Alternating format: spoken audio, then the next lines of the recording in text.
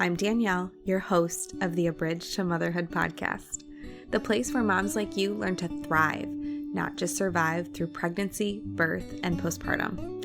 I'm a birth and postpartum doula and a mom of two who's been where you are. My first pregnancy was filled with so much excitement, but it was also marked by stress, anxiety, and fear of the unknown. I thought I had everything mapped out, but when postpartum hit, I realized how unprepared I was for the physical, emotional, and mental toll of motherhood. It was overwhelming, lonely, and nothing like I imagined. When I found out I was pregnant again, I knew I needed to approach things differently. I made it my mission to not only prepare for postpartum, but to prioritize myself in the process. That shift changed everything. Now I'm here to help you do the same. Whether you're navigating your first pregnancy, feeling buried under endless advice, or struggling to figure out what you actually need for postpartum, this podcast is your safe space. You'll find practical tips, honest conversations, and expert insights to help you feel informed, supported, and empowered through every stage of motherhood. If you're ready to feel confident, prepared, and truly supported in your motherhood journey, stick around. This is for you. Before we dive in today, I just want to apologize in advance. You may hear fireworks going off in the background, some fun hoots and hollers from my neighbors next door. They are having a party. I'm going to do my best to get rid of all of that extra noise filter, but my neighborhood is nuts during this season, and I often record after my kids go to bed. I am pumped about today's episode. It is entitled How to Get Ready for Postpartum During Pregnancy, and this is something I am incredibly passionate about because this truly made the difference between my first postpartum experience and my second postpartum experience, night and day. One was filled with anxiety, depression, tons of anxious thoughts, not believing in myself as a new mom. And the second was filled with calm, peace, joy, actually enjoying the newborn stage. I didn't think that that was possible after my first experience, but I was able to really shift my entire journey by doing just that, getting ready for postpartum during pregnancy and taking it seriously. It's super easy to fall into the trap of only planning for your birth or focusing solely on baby prep, like your baby shower and prepping the nursery and getting the registry all set up. But taking steps to prepare for the postpartum period is going to set you up for such a smoother transition into motherhood. I'm going to share practical steps you can take while pregnant to ensure that your mental, emotional, physical, and logistical needs are addressed so you can step into motherhood feeling empowered and supported. Many expectant moms pour all their energy pouring into preparing for labor and delivery, but postpartum often gets overlooked until it's right in front of you. And this lack of preparation can lead to feelings of overwhelm, exhaustion, and frustration when the baby arrives. In this episode, we're going to discuss why postpartum planning is just as important as birth planning and how it can help you feel more confident, supported, and ready for the transition. I'll share the steps you can take now to ensure your postpartum journey doesn't sneak up on you. The first thing I want you to focus on is creating your support system postpartum. One of the most important things you can do during pregnancy is surround yourself with a strong support network. Think about the people you'll need to help in those first few weeks. Your partner, family members, close friends, neighbors, or maybe if you don't have that support, consider hiring professional support like a postpartum doula and making sure that you have taken a breastfeeding class if that's what your goal is, and then finding a local lactation group that you can attend regularly to get that support you need to get the breastfeeding journey off to the right start. Some examples could be asking a friend to set you up a meal train. I have done this for so many friends of mine. People have done this for me. It is seriously one of the kindest things people can do for you postpartum is bringing you a meal and just dropping it on the doorstep. You might consider hiring a postpartum doula. This is what I do with my in-person support work, and I absolutely adore it. What a postpartum doula does is she's going to come to your house and give you probably a 3 to 4 hour shift where she is going to help care for you. Make sure that you are eating nutritious foods. Make sure that your house is clean, the laundry is done, holding the baby so that you can get a shower or journal or take a nap. Or you can ask family members to commit to specific days of help to ensure you're not alone when you need support. Often I hear from clients within that first 2 weeks, month, you have people coming to visit, they want to see the baby, maybe they're bringing you meals, and oftentimes this is when support drops off. And many postpartum doulas offer care up to 6 months. I offer up to 2 years postpartum because I know how difficult the journey can be. And let's be honest, perinatal mental health can come not right away. You could end up struggling with postpartum depression or anxiety 6 months down the road, 12 months down the road. So I want you thinking ahead of, God forbid something happens, who can you reach out to in those times of need?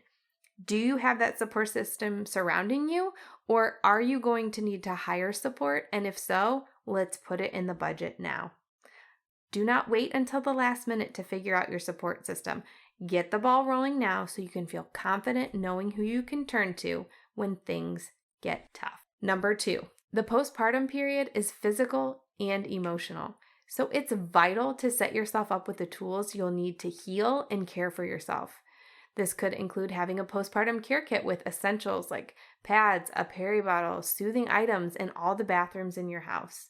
It could include setting up a cart in your bedroom with everything you need for breastfeeding and snacks and tissues and hair ties and burp cloths and an extra set of clothes for baby and anything you could possibly need, all set up in your bedroom, ready to go, or use that rolling cart around your house. Create a postpartum care basket with everything you'll need and place it somewhere easily accessible. Having these things ready means less stress when you're recovering after birth.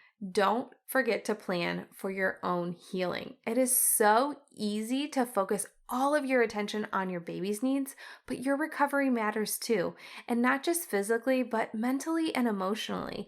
Think about things that support your mental health, whether that's going for walks, journaling, a hobby that you enjoy.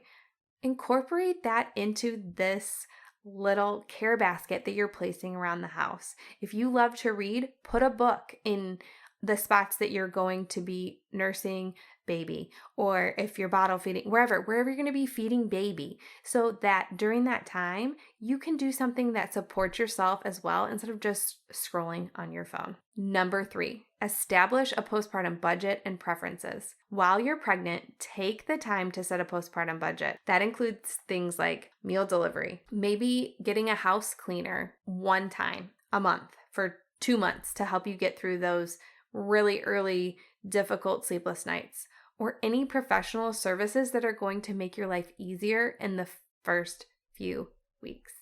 Additionally, create a postpartum preferences guide that includes how you want to be supported. That way, when visitors come over, they have an idea of what you want. Do you want quiet and more private space to bond with your baby? Are you planning on being up in your bedroom? Guests can mingle downstairs. You can come down when you're ready. How are you going to prioritize your rest and recovery over socializing? Write it down and communicate it clearly with your support network. I don't want you to make the mistake of not thinking ahead about your needs. If you don't set clear expectations and boundaries, you might end up feeling extremely overwhelmed by unwanted visitors or requests for help that maybe you don't need or care to need. Some moms want to have their babies with them all the time. They would prefer to be holding their babies versus anyone else holding their babies. Others feel like, yes, I would love a break to have the baby out of my arms and allow that visitor to hold the baby so she can do something else. Sometimes we don't know exactly how we're going to feel until that baby arrives, but just know you might feel either way and then communicate those needs with people. Hey, I just feel a lot more comfortable holding the baby myself. But if you want to support me, I really need help cleaning those dishes in the sink. It is just overwhelming me. Or could you fold a load of the baby's clothes while we sit and chit chat? I would love to catch up. I've missed you so much. Number 4, I will scream it from the rooftops. Prioritize your mental health. Mental health is often overlooked during pregnancy, but it is just as important as physical health. Start developing strategies now to manage your stress, anxiety, and potential postpartum mental health challenges. Sometimes we start seeing that anxiety creep up during pregnancy, and if you're feeling very anxious, now is the time to reach out to get support, because typically if you're anxious during pregnancy, it ain't gonna go away postpartum. If you're feeling depressed during pregnancy, again, it might be heightened postpartum. If you have a tendency to lean that way, if you've had experiences in the past, even if you haven't, no one thinks it is going to happen to them. So talk to your partner or a therapist about your concerns, practice mindfulness or meditation, exercise, learn to recognize the signs of postpartum depression or anxiety or OCD so that you can seek support early. We don't want to ignore our mental health until postpartum.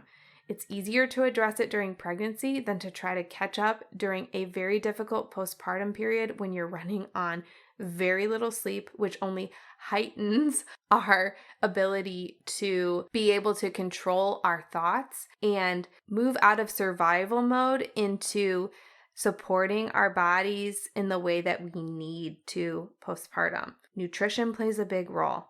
Exercise plays a big role. Sleep plays a big role. So think about those things during pregnancy. Make a plan. Number 5, plan for a flexible postpartum routine. Routines help keep chaos at bay, but they need to be flexible. We've talked about this in other episodes, but especially in postpartum. During pregnancy, start thinking about what your daily routine could look like and what tasks that you can delegate or eliminate. Having a flexible plan for things like baby care, meal prep, your baby's sleep schedule. They may not always nap when you think they're going to nap. They may be a rock star sleeper. They may not sleep well. How are you going to adjust and be flexible based on your needs and your energy levels?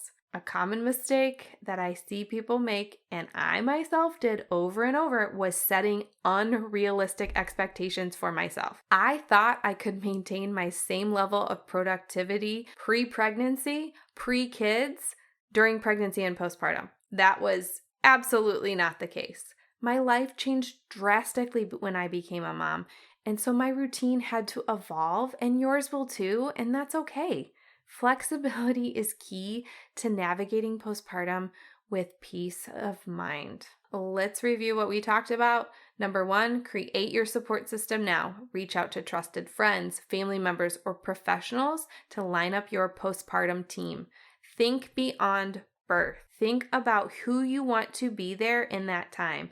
Sometimes the people you think are going to show up aren't. Sometimes people come out of the woodwork and surprise you and are an incredible support system for you. But if you can find a local group that caters to pregnant moms or caters to new moms, think about going while you're pregnant.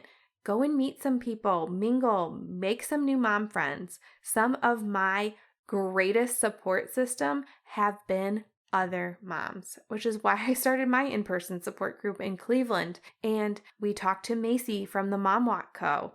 on the podcast. They are all over the United States. Find a group that is local to you and get involved. I know it is scary to put yourself out there, but go listen to that episode with Macy again. She gave such great advice. She was so encouraging. I really think it will help you to step outside of your comfort zone and feel really confident going into meet some new moms. Number 2, prepare your postpartum care kits. Gather all those postpartum essentials like pads, creams, pain relief, comfortable clothing, all the things you're going to need in the bathrooms, and then all those things you're going to want on that postpartum cart in your bedroom, right there, readily available, so you're not looking for things in the middle of the night. Everything you have is right there, so when you sit down to take care of baby, to feed them, change them, everything is right there where you need. Number 3, set a postpartum budget. People don't think about this.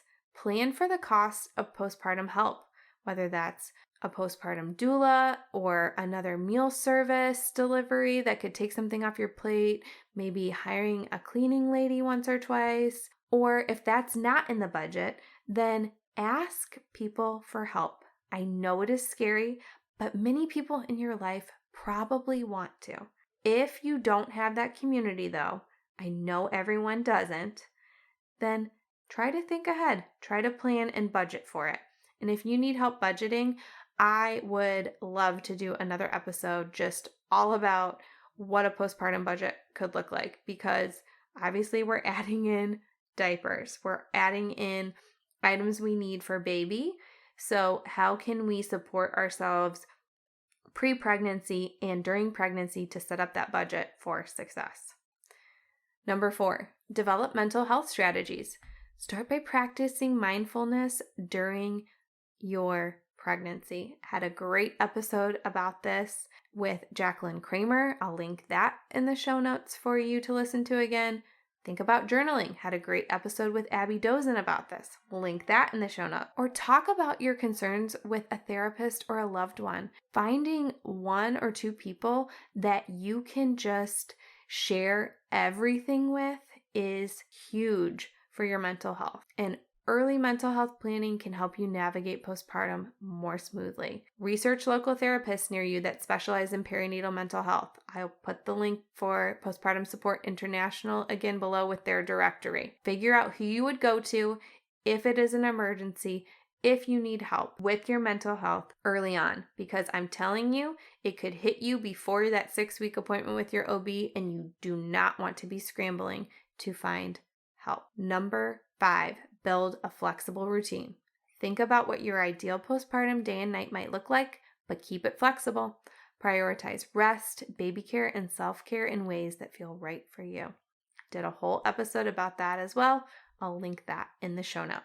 I hope today's episode has helped you see how preparing for postpartum during pregnancy can make all the difference. Whether it's your first baby or your second or third or fourth and you want to do things differently this time, it can truly make all the difference when baby arrives. By planning ahead, you can enter the postpartum period feeling empowered and supported. Okay, but before we go real quick, I don't want you to miss this. The waitlist for a Bridge to Motherhood community is officially open, but only until July 6th.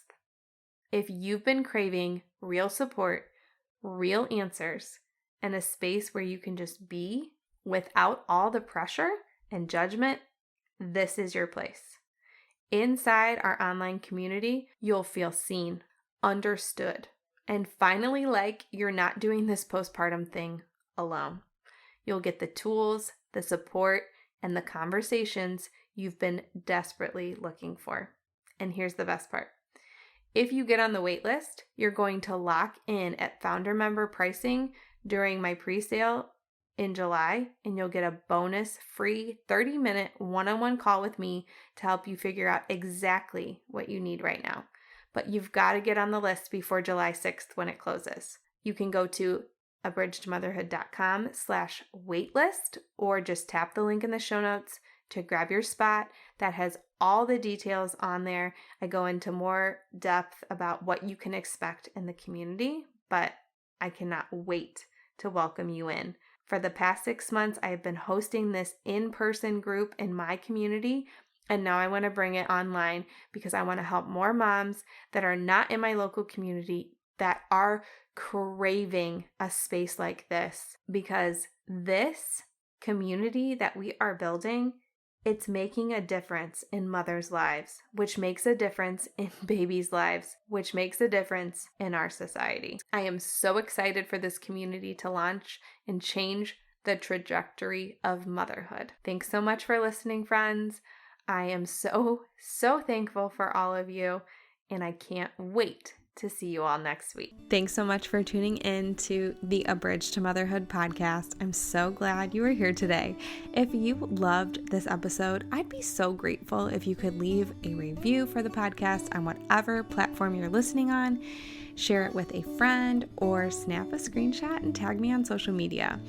If you decide to leave me a review, go to abridgetomotherhood.com/review. That link is also in the show notes so that I can send you a little gift in the mail. Your support helps other moms to find the podcast, and it truly means the world to me.